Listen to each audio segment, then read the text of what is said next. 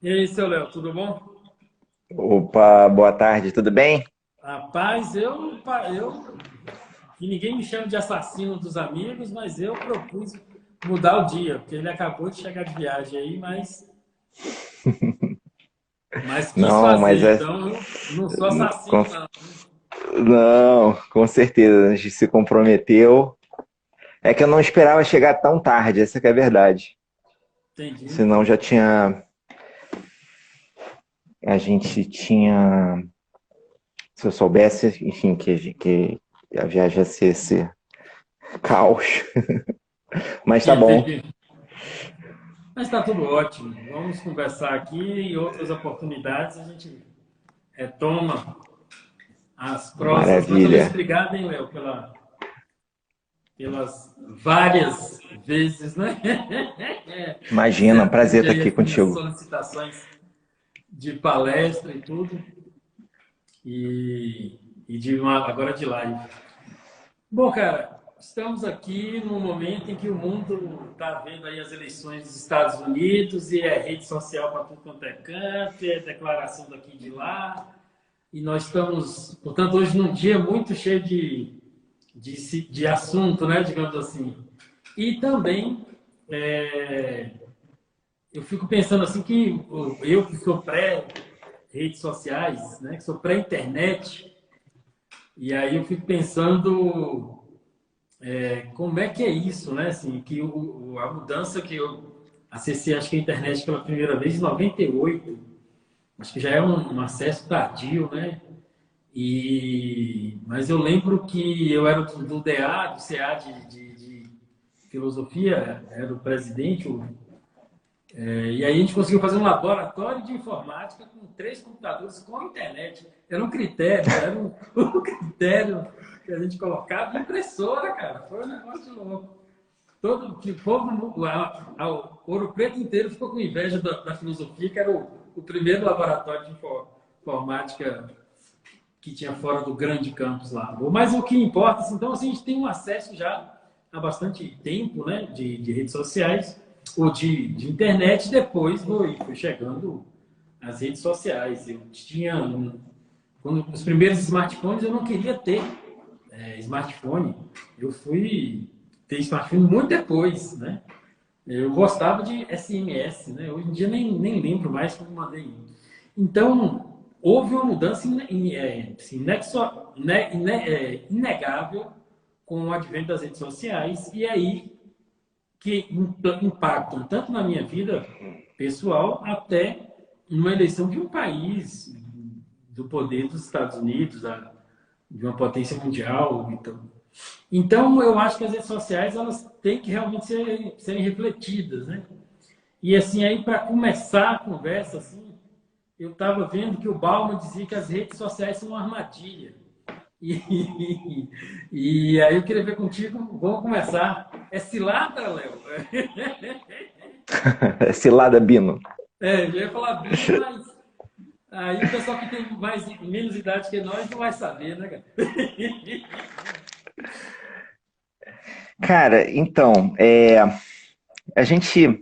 Eu acho que essa é uma questão interessante que você está levantando, por conta, assim, pela, primeiro pela própria dinâmica da construção de opiniões. A gente está falando de opinião aqui, mas de certa maneira é interessante a gente levar em consideração que a gente está considerando opinião pessoal, opinião pública, né? E são dois conceitos que estão interconectados e que se transformam e que se afetam, vamos dizer assim. E, e essa dinâmica de construção de opinião, seja opinião pessoal, seja opinião pública, ela mudou muito com o advento das redes, né? Claro, isso aqui dá um tema para você estudar esse fenômeno do ponto de vista histórico, né? Como é que essa formação ela costumava acontecer e como que ela acontece agora. Mas, assim, arriscando a ser um pouco simplista, mas para começar aqui o nosso bate-papo, eu diria que você tinha, ao longo do século XX, esse modelo de opinião pública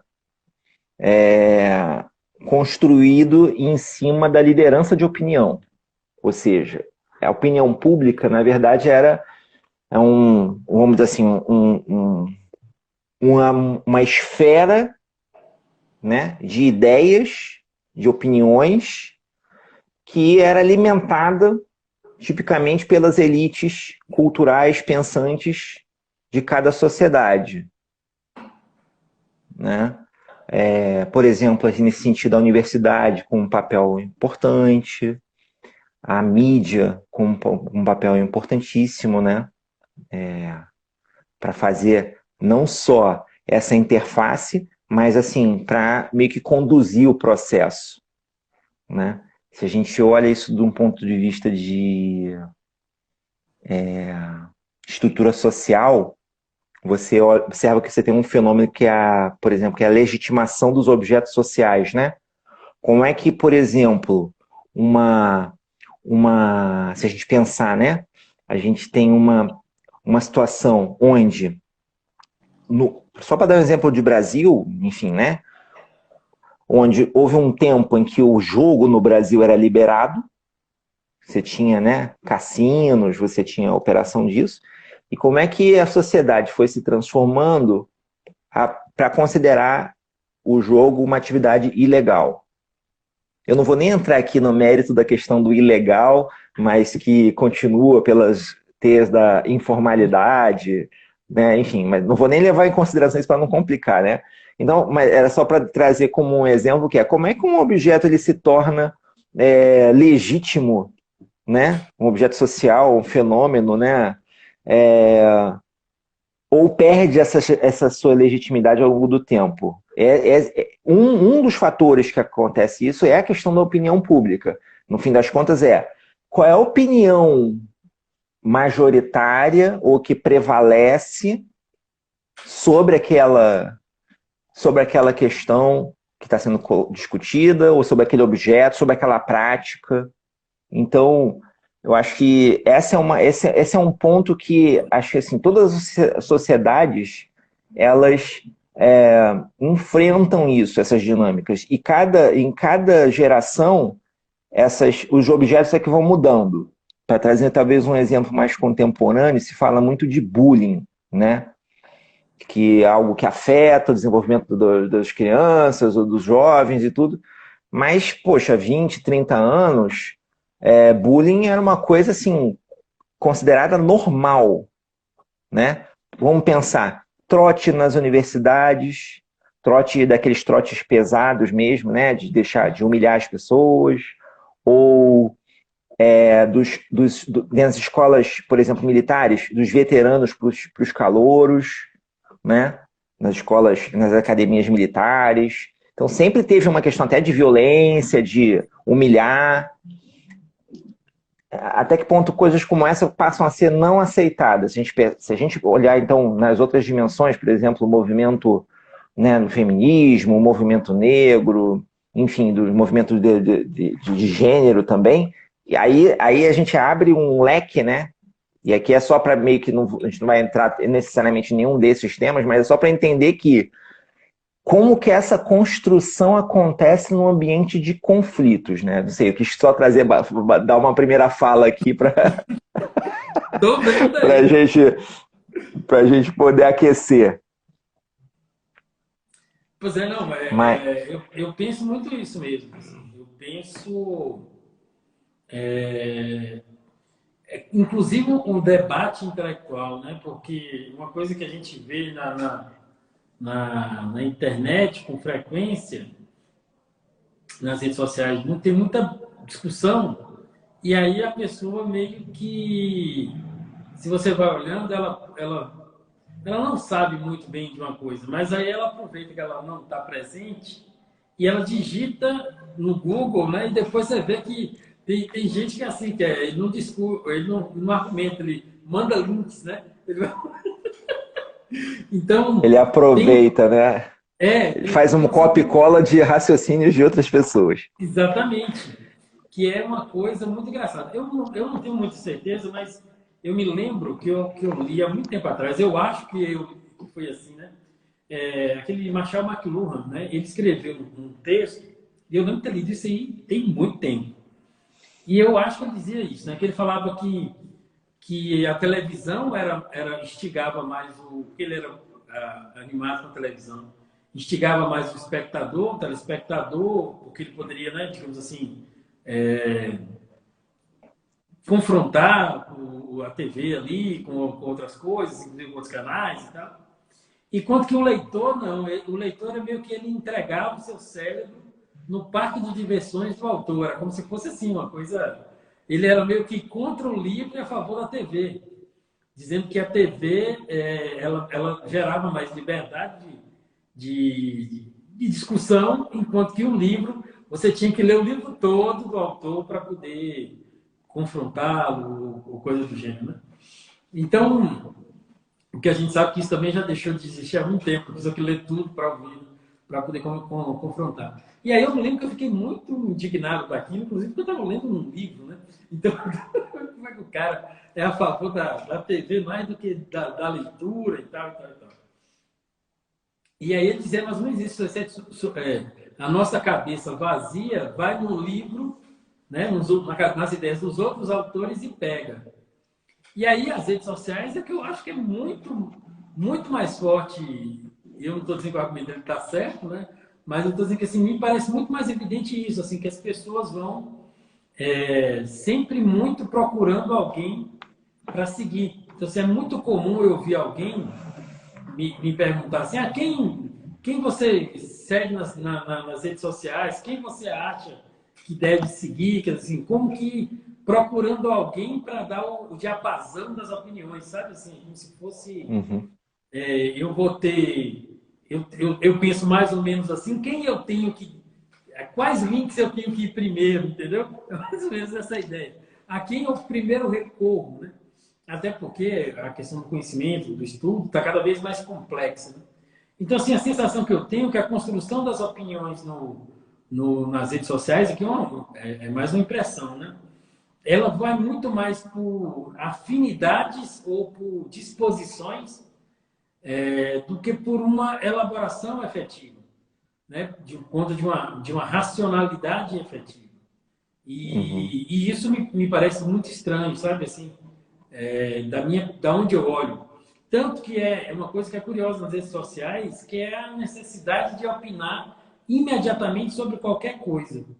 Então você tem, de ontem para hoje, você não deve ter visto, mas aconteceram umas 3 coisas de ontem para hoje, e que você vai nas redes sociais, a pessoa provavelmente 98% das pessoas que estavam na rede de ontem para hoje postaram ou um ou outro desses 3 assuntos. E o que eu penso também é que geralmente é uma opinião assim muito sem fundamentação, entende? Assim, sem um fundamento.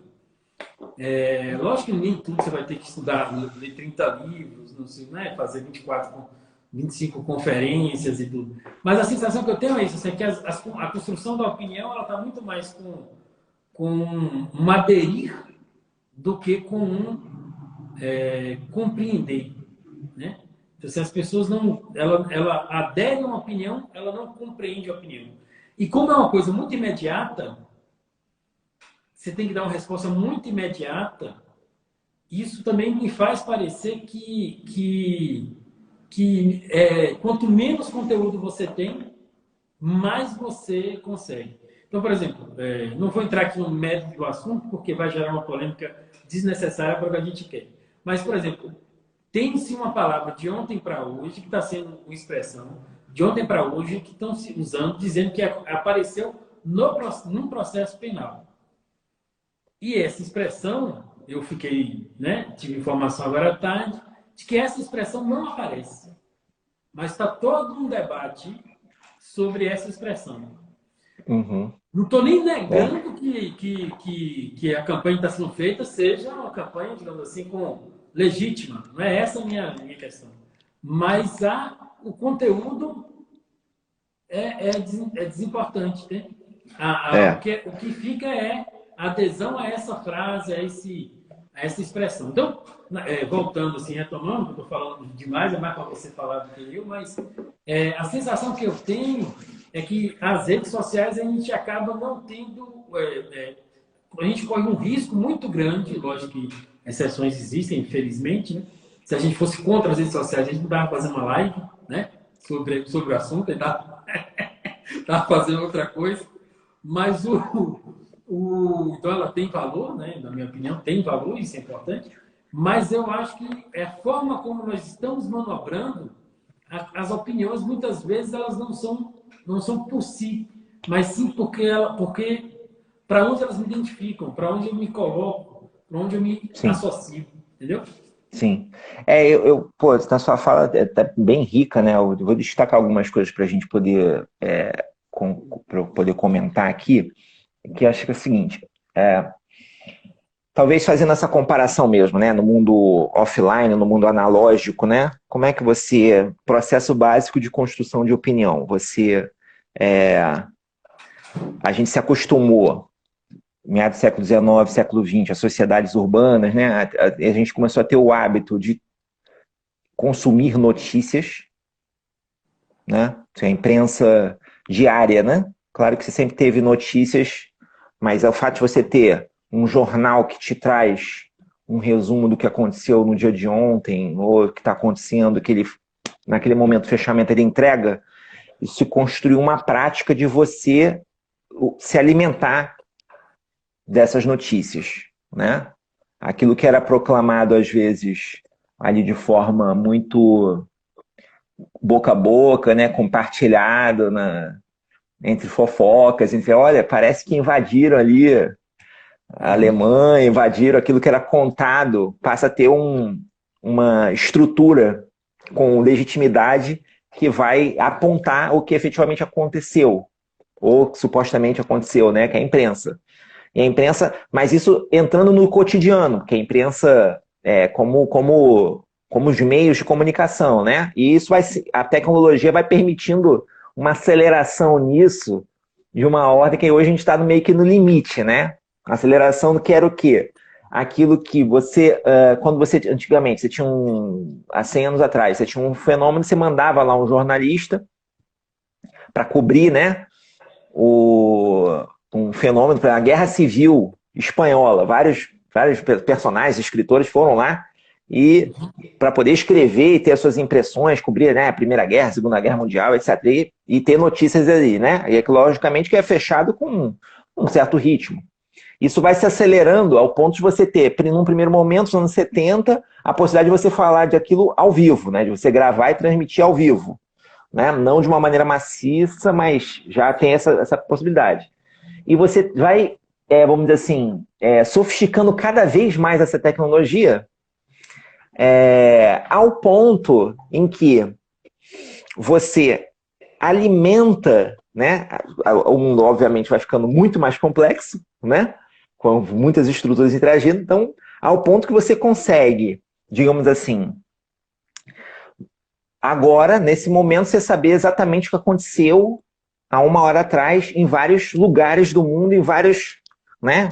A gente pensar aqui no Brasil inteiro, em cada estado do Brasil, o que aconteceu na última hora.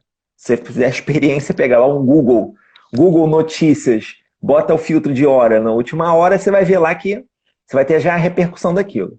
Obviamente que isso vai colocando uma pressão sobre esse consumo, né? O que eu quero chamar a atenção aqui nesse momento é isso, né? Que a gente vai formando um consumidor e esse consumidor vai consumindo notícias. Esse formato, ele é escrito num primeiro momento, aí eu vou chegar no ponto que você falou, que ele, em algum momento ele passa a ser auditivo, né? Que é o rádio, televisivo e interativo com a internet. Então a gente vai evoluindo em 100 anos, a gente sai de um modelo onde você tinha poucas estruturas dominando a construção das opiniões, sobretudo assim as grandes órgãos, digamos assim, de agências de notícias, né? Que se cria um negócio em torno disso, a Associated Press entre outras, né? Onde aquele é um instrumento legítimo que garante e que vende aquela informação para diversos outros órgãos de imprensa que vão consumir da mesma fonte, porque também, em determinado momento, a otimização dessa produção, ela precisa, não é factível você ter um repórter teu em todo canto do mundo. Então, você precisa focar naquilo que é o teu core business, né? Aquilo que é a tua especialidade, você vai ter o quê? Oportunidade de comprar essas notícias de outros. E, obviamente, isso fica centralizado na mão de poucas, de um oligopólio, que constrói essa informação. Você vê as agências de notícias, né? Muitas vezes você vê, por exemplo, uma notícia como a que deu relativa ao que as declarações do Papa Francisco com relação ao matrimônio de pessoas do mesmo sexo, né? Então, rapidamente, as notícias vão se reverberando e no mesmo tom. Por quê? Porque tem um núcleo comum, que são as agências de notícias. Isso aqui não é mistério para ninguém, isso é conhecido. Né? Esse é o modo como que a coisa é propagando. O que eu estou falando aqui era o quê? É uma centralização dessa opinião e, obviamente, na medida em que essas notícias vão ganhando importância e relevância para o público, aquela vai criando uma onda em torno daquilo. E aquilo ali vai alimentando, né? Ora, quando você tem a possibilidade, né, e você já tem um público que consome notícia, que está ávido por notícias, né? Por exemplo, você vê, chega num ponto que você começa a ter um canal como a CNN, que se eu não me engano é dos anos 80, onde ela está 100% da programação dela dedicada a notícias, e a notícia eu quero chamar muita atenção disso aqui, a notícia como um produto que você consome. Você quer saber o que aconteceu ou o que pode acontecer em diversos lugares do mundo, com diversos assuntos, política, economia, esporte, enfim. Então, na medida que isso começa a ter uma prática desse consumo, você, digamos assim, você cria um mercado onde existe lá já as pessoas que estão vendendo as suas notícias, né? Vendendo, entre aspas, né? Vendendo no sentido assim, oferecendo, né? Traduzindo o que está acontecendo no mundo para quem está a fim de comprar e consumir e entender esse mundo, em vários formatos, não vamos entrar aqui, mas em vários formatos. Então você tem um mercado. E, de novo, a tecnologia dá um salto, que é o quê? Essa possibilidade do feedback. Um feedback instantâneo e um feedback qualificado da tua audiência. E aí que eu quero fazer uma distinção aqui interessante, que é o seguinte, que é como que a internet deu poder para a audiência, da sua audiência, de construir também notícias, ou ser, vamos dizer assim, um reverberador dessa construção de notícias. Porque a audiência você sempre teve nos outros meios. Você tinha carta dos leitores no jornal, você tinha telefonemas, né, dos ouvintes para as suas rádios, né? Você tem, na verdade, um feedback para a televisão, da mesma forma, por carta, fãs, né? Mas na TV, ela traz uma outra coisa que eu estou querendo também destacar, uma coisa que é a importância dos objetos nessa construção, tá? Tem uma coisa que a gente talvez não dá muita bola, mas que é fundamental nessa história da questão da opinião. Sabe qual é? Que é a possibilidade de você medir a audiência. Eu estava pensando nisso. Quando você tem um dispositivo e você tem uma empresa com legitimidade, né, que é, no caso aqui no Brasil, o Ibope, para dizer qual programa de televisão está tendo maior audiência por hora, quem é o líder de audiência, como você constrói isso até com os teus anunciantes, né? Você qualifica o teu público, aqui tem os formadores de opinião, né? Enfim, isso tudo eu estou falando de anos 70, anos 80, né? Quando você tem um modelo em que isso começa a ter um feedback qualificado, e aqui digamos assim, quantitativo até.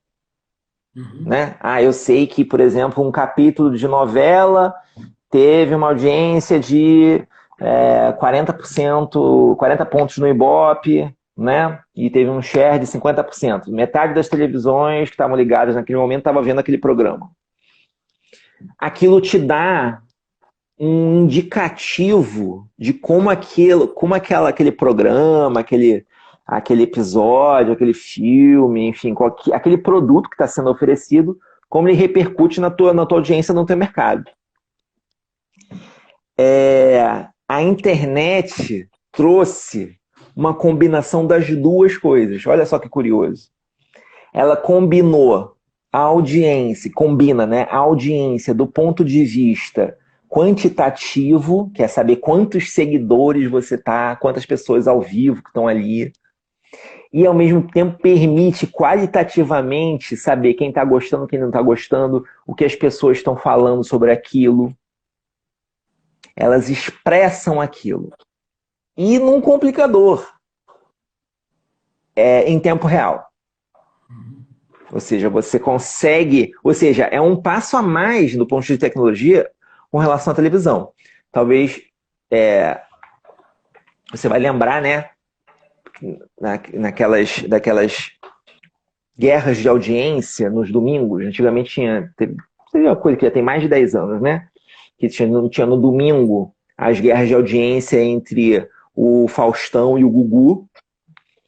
E assim, uma das estratégias era o quê? Era o apresentador ficar com o ponto, recebendo informações do diretor do programa sobre como que estava a audiência em tempo real, e se ele deveria prolongar aquela mini atração. Podia ser uma entrevista, podia ser... Então, tipo, você tinha uma entrevista que estava ali, tinha mais ou menos uns 10 assuntos para serem tratados. Se estava dando errado, você rapidamente encolhia aquele assunto. Se estava dando certo, você expandia. Viram 20. Entendeu? Né? Então, então, o que eu quero chamar a atenção aqui, por que é construção de opinião? Não é construção só do indivíduo construindo a sua opinião, até falar desse assunto. Mas é uma construção da opinião como um mercado. Não, você não está sendo obrigado a se posicionar, que é a outra parte da sua pergunta, né? A gente não se sente quase que obrigado a se posicionar. O que você acha disso? Repara, essa obrigação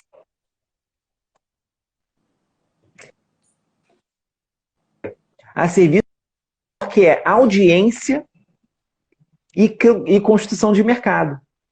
Estamos ok aqui? Que eu vi com o meu... Umas duas paradinhas, mas voltou.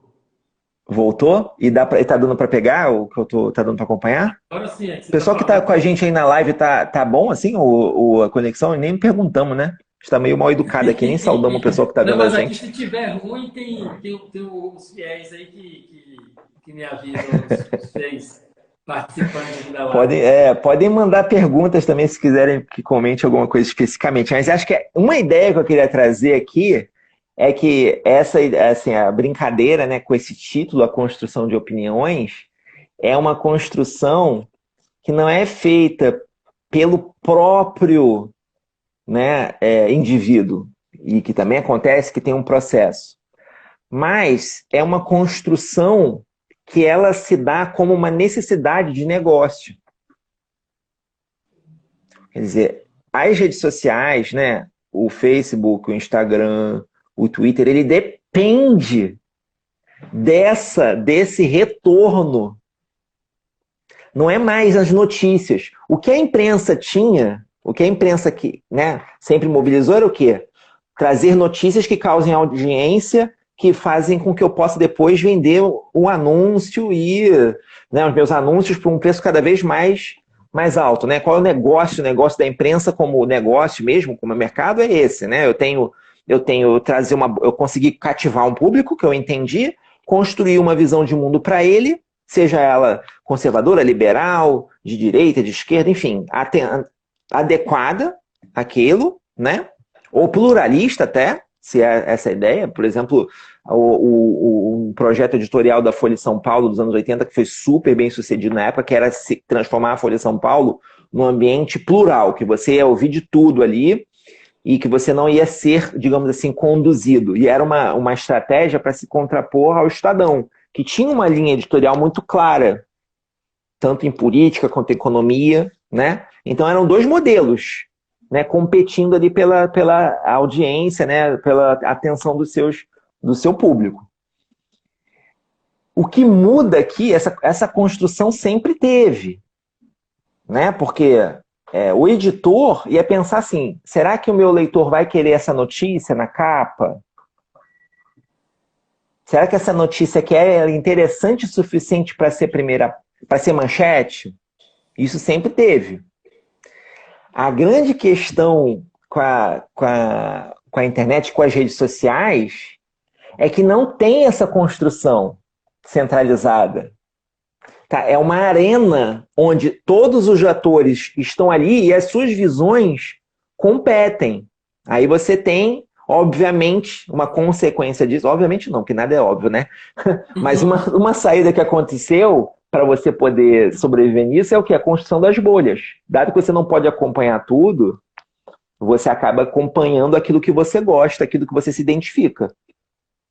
Que sempre foi uma possibilidade no jornal, mas às vezes, por exemplo, sei lá, eu ficava muito chateado para ler o jornal quando eu acompanhava notícias de futebol, que era assim, eu na época li o Globo, né? E o Globo é muito flamenguista, muito flamenguista.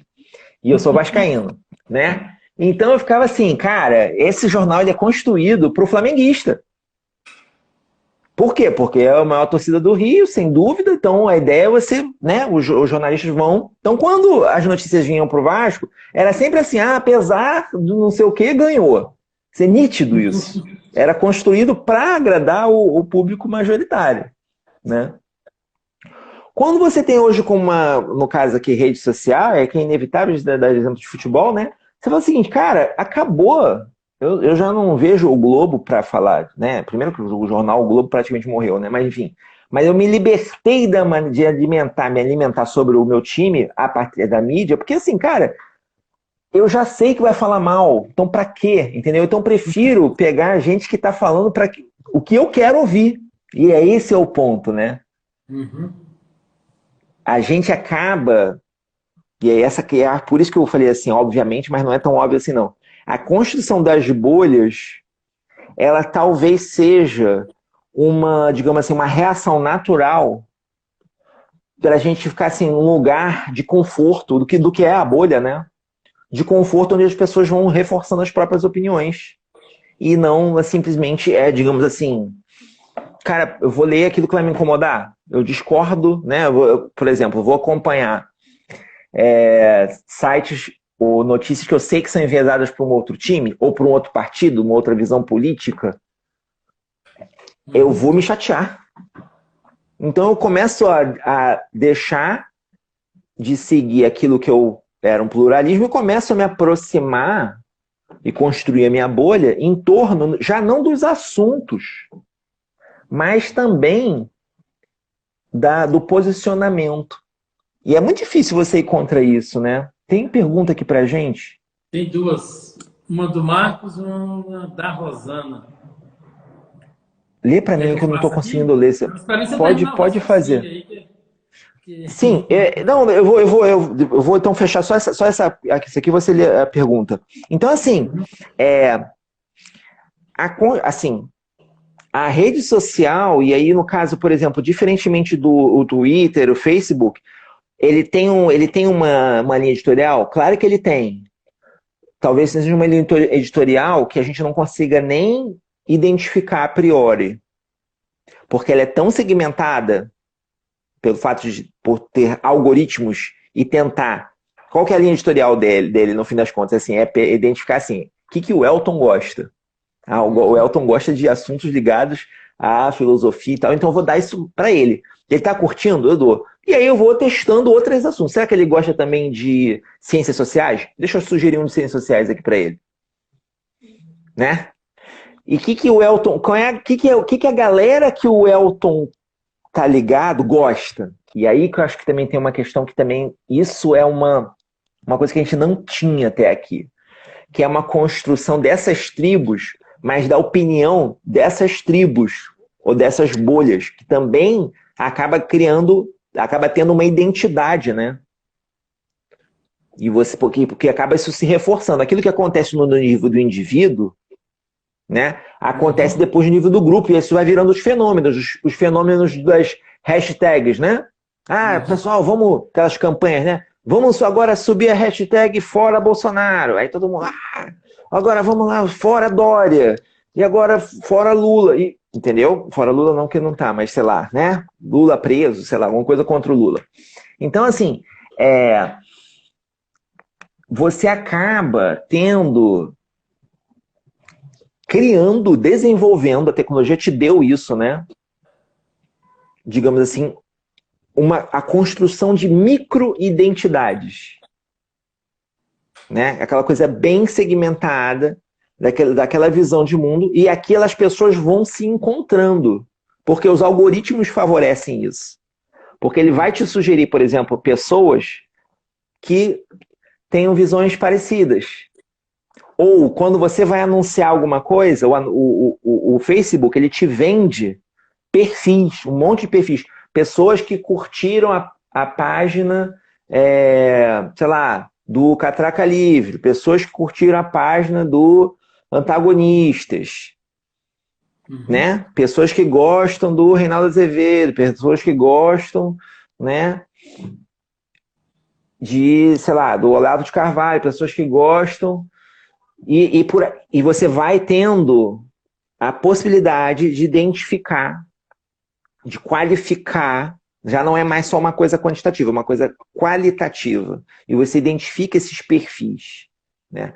Então, eu acho que acho que a construção, até para justificar o título desse papo, né? Acontece exatamente isso, né? Essa construção de opiniões, ela se dá numa interação do indivíduo que está ali, que tem essa possibilidade, diz aquilo, da relação desse indivíduo na sua teia, né, no seu entorno, e também, aqui eu acho que é interessante, né, do objeto tecnológico, que no caso é representado pelos algoritmos, que favorece esses encontros. Você vê que, por exemplo, a gente viu aquele documentário que passou, o Dilema das Redes, né? Um dos depoimentos foi, quem não viu, eu sugiro ver, porque é muito bacana, que passou na Netflix, né? Que a barra de rolagem infinita. Eu me lembro quando aquilo foi criado. Que era assim, antigamente você entrava num lugar e você matava a página, né? Você consumia tudo que estava ali. Não era infinito.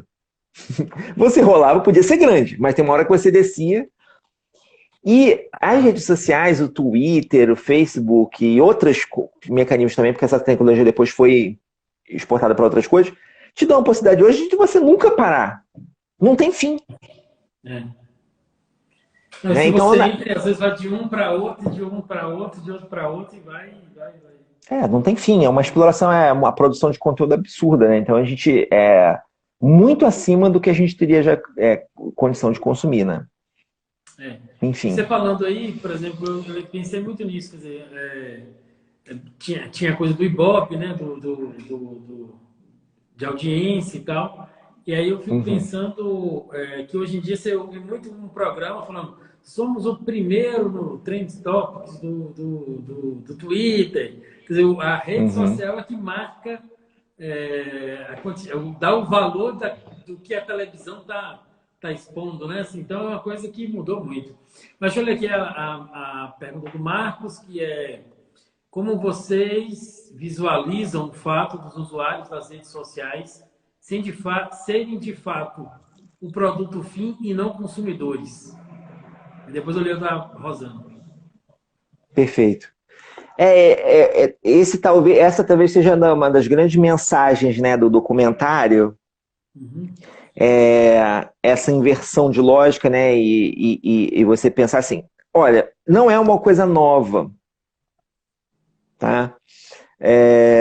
Por exemplo, a televisão, qual é o produto da televisão? O que a televisão vende? Onde é que a televisão realmente faz dinheiro, né? A TV Globo, por exemplo, que tem um dos, acho que o produto mais lucrativo da TV Globo, se não me engano, é o Big Brother. é um reality show, né? Onde é que está o fundamento disso? Por que que é o Big Brother? Porque ele é um produto que atrai a atenção e ela consegue comprovar que tem, sei lá, 20 milhões de pessoas assistindo aqueles episódios todas as noites. E o mercado precifica isso. Quanto vale para o mercado comunicar uma mensagem publicitária para 20 milhões, para 30 milhões, para 40 milhões de pessoas? E uma mensagem dentro de um contexto, né? Um contexto mais livre até, de um jogo, de uma... Não é uma mensagem só, às vezes, publicitária, mas... Publicitária também, mas dentro de um contexto, né? Que tem uma brincadeira. Quer dizer, esse é o negócio da televisão. O negócio da televisão sempre ganhou dinheiro. Por que a televisão é de graça? A televisão, ela apareceu sendo de graça. Ninguém paga para assistir televisão, né? Depois que veio o modelo de TV por assinatura, que não é um modelo que dá muito que dá dinheiro, assim, que é sustentável, né? Versus a TV aberta. Enfim, podemos discutir isso depois, mas... Então a televisão, na verdade, isso já estava na televisão. A questão é talvez essa qualificação que a rede social dá e que a televisão ainda não dá. Tão forte assim. Por exemplo, o Ibope, quando você vai comprar e anunciar para fazer um anúncio num programa de televisão, o Ibope ele qualifica, né?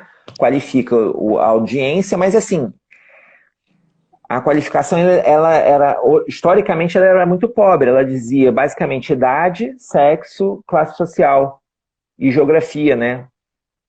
Da onde está vindo aquela audiência. Está forte no Nordeste, se está forte no Sul, qual a idade, qual é a renda.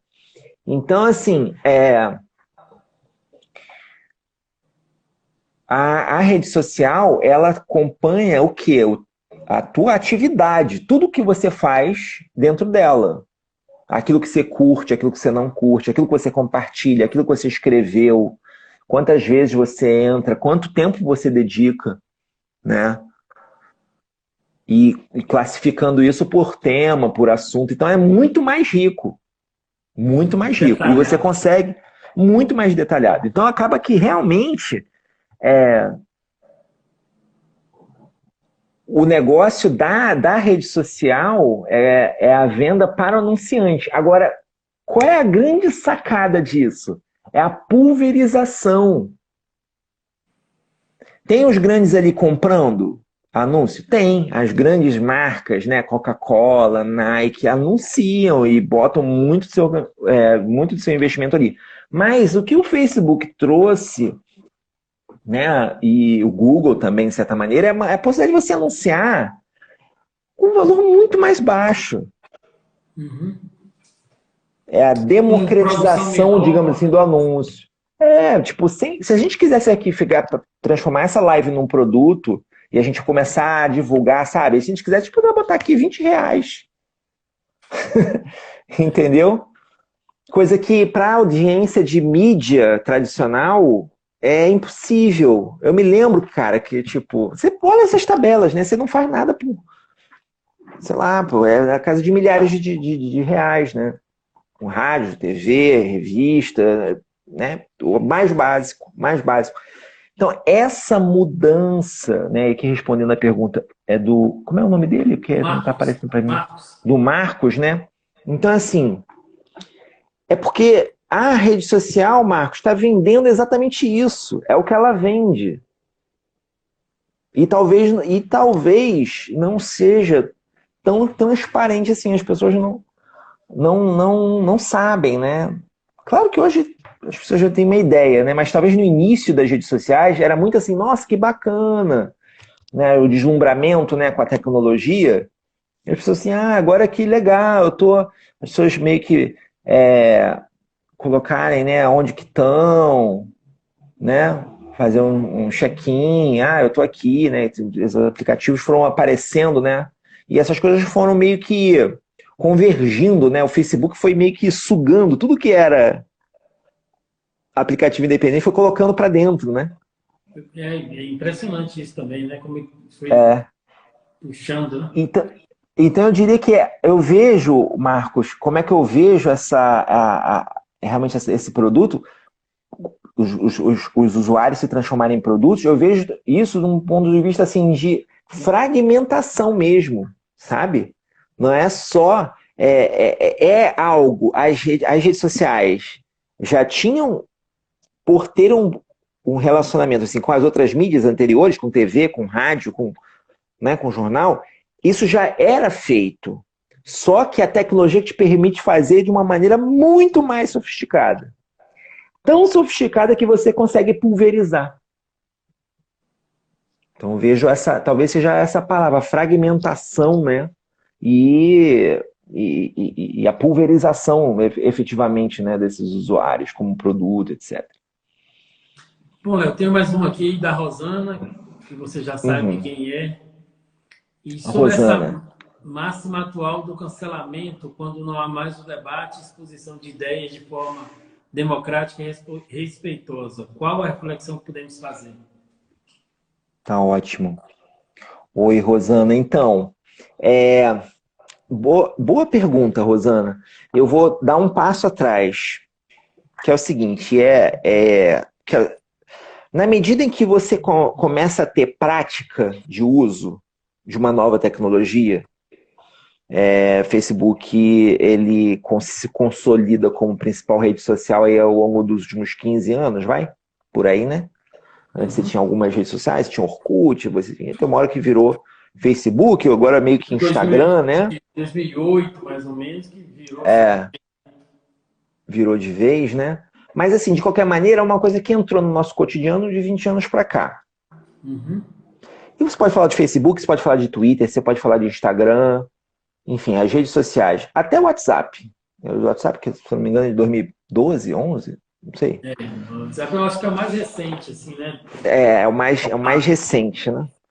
De formato. E independente de qual marca a gente esteja falando, de qual aplicativo, o que é interessante pegar? É uma tecnologia e ela entra na nossa vida. Ela tem a sua fase de novidade, né? Não sei se assim, quem já, na época assim, que aprendeu a usar o GPS para dirigir o carro, assim, nossa, agora eu não preciso mais olhar, tem um GPS, eu digo para onde eu vou e tudo, né? Uma coisa que já é antiga. Aquilo tem uma fase do deslumbramento, que você fica assim, nossa, que bacana. E depois tem uma fase, aqui eu não estou tentando fazer nenhuma estrutura assim conceitual, né? Mas nitidamente tem um deslumbramento, mas depois tem uma fase da normalização, que é assim, aquilo começa a fazer parte da tua vida. Começa a ser naturalizado, entra na prática. Tanto é que a gente fala assim, pô, faz o desafio aí, fica um dia sem celular. 24 horas sem o celular. Pô, cara, você vai ver que você vai. Né? Como é que as coisas que você resolve hoje pelo celular, você vai ter que voltar atrás e ir por outros meios, Vai né? ter que ir no banco, né, cara? É. Eu Pô, só já vou pensou? embora. Tem que ir no banco. Então é curioso essa questão da tecnologia, como é que ela entra, né? Por isso que eu tô querendo, por isso eu disse que eu ia dar um passo atrás. Que é assim, a tecnologia ela entra na nossa vida e começa a fazer diferença e a gente naturaliza, a gente incorpora, vira prática. E você aprende a conviver com isso. Quando ela vira prática, o ser humano é um ser assim extraordinário porque ele é capaz de criar sentido, né? O ser humano ele dá sentido às coisas, ele confere sentido. E ele começa o uso dessa tecnologia, e aqui no caso das redes sociais, ele começa a criar sentidos e usos para aquela tecnologia de diversas maneiras, né? Aqui era bem interessante, aqui dá até uma ideia para a gente tentar rastrear isso, que é o seguinte, né? que é o fenômeno das campanhas, né? Do hashtag. Para a gente falar de cancelamento, a gente tem que falar necessariamente do quê? Do uso de hashtags como uma questão de campanha. Quando é que apareceu isso? Né? O Twitter ele trouxe uma tecnologia que era assim, eu vou colocar aqui quais são as 10 palavras mais tweetadas nesse momento, né? Tá todo mundo falando, eu consigo saber, eu faço ranking, consigo fazer conta, né? Então, se eu olho lá, por exemplo, se você olha no domingo no Brasil, certamente vai ter alguma coisa ligada a futebol, né? O time perdeu, foi goleado, né? Então você olha ali, Cara, não querendo lembrar. você né, vai. Então, aquilo começa a fazer parte. Você pode. É interessante, né? Você olha agora, se quiser fazer a experiência, faz a experiência. Olha no Twitter agora quais são as hashtags, né? Que são. E aí, você começou a ter, dentro das redes, um fenômeno a favor e contra. Como qualquer coisa, né? Times, né? Posicionamentos, né? A grande diferença disso é o quê? É a capacidade, a instantaneidade que tem esse fenômeno. Rapidamente, você conclama ali as massas, até porque também tem robôs, né? Tem ferramentas que estão ali para fazer essa repetição e aparecer para mais gente, tentar ludibriar os algoritmos. Ou seja, eu estou chamando a atenção aqui para uma coisa que é da ferramenta primeiro. A ferramenta te permite isso. A ferramenta permite você saber assim, que alguma injustiça para algum grupo está sendo cometida agora, nesse momento. E a gente tem uns valores de não, de que a gente quer fazer o certo, que a gente quer corrigir as injustiças. E essa instantaneidade, ela está nos pressionando a um posicionamento sem te dar muita chance de avaliar se aquilo está certo ou não. Uhum. Isso tem várias razões, tá? Porque você não tem tempo, porque você não tem interesse, porque você delega para terceiros. Elton tá fazendo uma divulgação aqui, sei lá, fora Trump, digamos. Eu gosto do Elton, gostei, eu já meio que também vou na linha. Eu não parei para pensar. Ninguém tá parando muito para pensar. Quando você viu, você já retweetou. Uhum. E você já botou aquilo para frente e tudo, aquilo já virou um. Então, isso isso de uma maneira muito rápida, muitas vezes ao longo do dia. Para chegar aqui no cancelamento, né, que é um fenômeno que é o quê? Um fenômeno de anulação, que é o quê? Cara, essa pessoa ela precisa ser excluída de alguma esfera importante.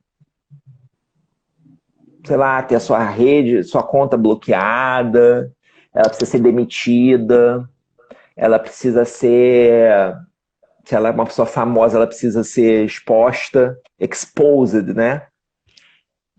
Uma coisa muito errada. A gente teve um fenômeno aqui, não é tão, essas coisas tem sempre, né? Mas um que me bateu aqui agora foi aquele personagem, aquele ator, o Kevin Spacey, né? Que fazia aquele personagem num seriado do Underwoods, né? Como é o nome do seriado mesmo, cara? Me esqueci agora, aquele de House política of americana. Cards. House of Cards. Lembram disso, né? Ele foi acusado de assédio, tudo. Então, assim, cara, eu não tô entrando nem no mérito aqui. Será que aquilo foi verdade mesmo? Esse fenômeno, né, de você já condenou, já está condenado. Talvez sim, talvez seja verdade, talvez não. E rapidamente, né, isso vai. Porque a tecnologia te permite isso, né? E as pessoas meio que não têm muita consciência. Essa impessoalidade, digamos assim, né? Porque se fosse para você dizer, você gravar, colocar a tua cara para dizer não, tem que cancelar, você já tinha um freio. Mas como é só, tipo, dar uma retweetar, ou fazer um post, ou divulgar nas suas redes sociais, né, no WhatsApp, tudo, tudo ficou meio desmaterializado, né? Ô, Léo, isso é tão grave. Primeiro que o tempo nosso já está acabando. Eu vou precisar ter mais uma pergunta aqui da Nízia. Ah, sim. Mas aí, houve lixamento disso, né? Mandaram uma foto de uma mulher pelo WhatsApp dizendo que ela tinha Uhum, abusado de uma criança, ela foi linchada e era mentira. Então, esse tipo uhum. de condenação, assim, né? Às vezes é muito rápido no condenar e até para ações mais graves, né? Mas a Nízia colocou, oi, as redes ainda podem ser vistas como um espaço livre e igualitário para as manifestações públicas? Aquela ideia de ágora virtual permanece? Você tem que ser Oi, rápido aí. Nízia. Falta quanto tempo pra gente? Rapaz, ainda não deu os 2 minutos, não, mas está perto Caramba, de eu nem faltar estava só me dois tocando minutos. aqui. Então, Nízia, obrigado pela pergunta, querida. Tudo bem? É, olha, eu acho que assim, idealmente sim, mas eu vou te dizer que eu acho que na prática está difícil de realizar esse objetivo. Eu vejo uma limitação importante para a gente ter um espaço livre de manifestação, digamos assim, pública, né, como você coloca, é o limite dos algoritmos. Porque você não necessariamente aquele teu post vai ter um alcance para além das tuas bolhas, né? Da tua bolha. Eu acho que esse está o desafio. Eu acho que isso que você falou, ela é verdade, mas dentro de um certo âmbito, do âmbito que você consegue navegar. Só que a mesma tecnologia que aproxima as pessoas por afinidade de opiniões, ela está criando, essas bolhas estão se afastando cada vez mais, porque você cria uma polarização. É difícil demais você, por exemplo, faça essa experiência, né? Acho que todo mundo tem aqui sua visão política. Tentem seguir uma pessoa que você discorda, mas uma pessoa que pense, né, que tem argumentos. É muito difícil, te traz um desconforto, né? Aliás, é uma das coisas que as pessoas recomendam lá no documentário, né?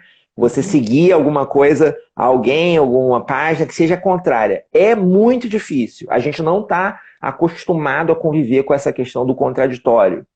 Claro que tem muita gente que sim, né? Mas assim, é algo que precisa estar preparado. Não é algo que não é natural, digamos assim, nosso. A gente quer conforto, a gente quer amparo para as ideias, essa construção, ancoragem de valores.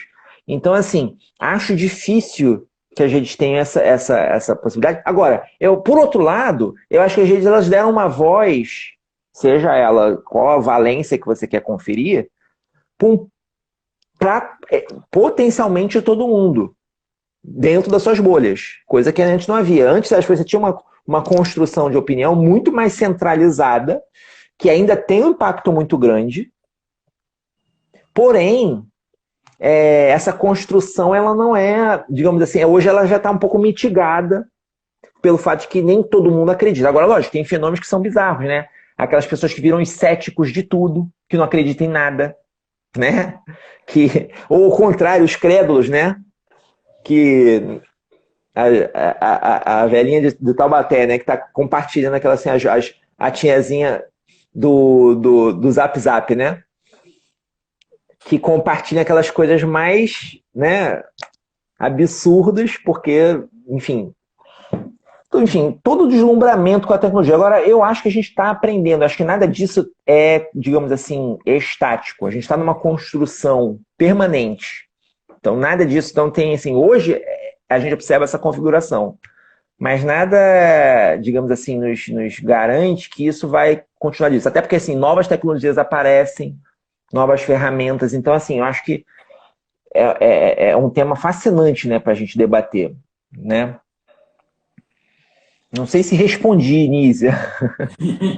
Como é que estamos aqui Na de próxima tempo? live, né, a gente continua Eu, vou, esse ponto eu gostei dessa colocado. pergunta, acho que dá até para escrever um artigo com essa pergunta. Cara, gasta aí. Oi, Nilma, agora já é outro Nilma.